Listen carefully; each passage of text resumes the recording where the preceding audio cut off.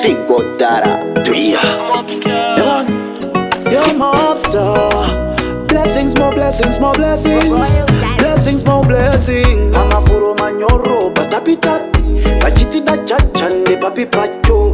Patezo tata mfura napo. Mfura ino mfura nepeka mfura napo. Kusatenda uroisha mwari.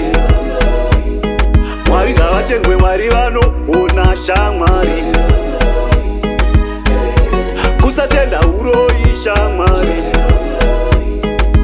Ine mudzimu yakanaka shamwari. Ndotenda ndaona zuva, chekudya ndawana mvura. Ndazvengeswa mupatwe guva, toishandisa tapiwa nguva. Mwari vakaita henyu, naicho chichi chipo cheupenyu. Munondichengeta ini mwana wenyu, ngarikudzwe zita renyu. Uroisha mwari. Mwari ngavatendwe mwari vano ona shamwari.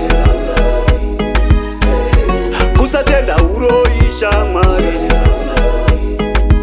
Ine mudzimu yakanaka shamwari.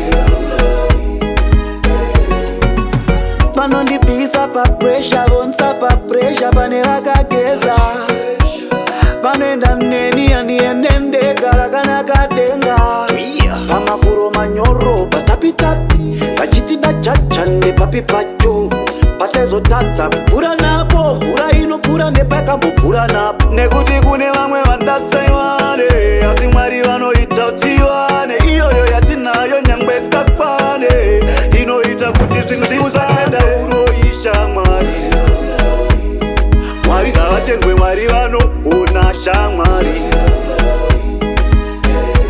Kusatenda uroisha mwari. Ine mudzimu yakanaka shamwari. Ndotenda ndaona zuva, chekudya ndawana mvura. Ndazvengeswa mupatwe guva, toishandisa tapiwa nguva. Mwari vakaita henyu, naicho chichi chipo cheupenyu. Munondichengeta ini mwana wenyu, ngarikudzwe zita renyu. Uroisha mwari. Mwari ngavatendwe mwari vano ona shamwari. Kusatenda uroisha mwari. Ine mudzimu yakanaka shamwari.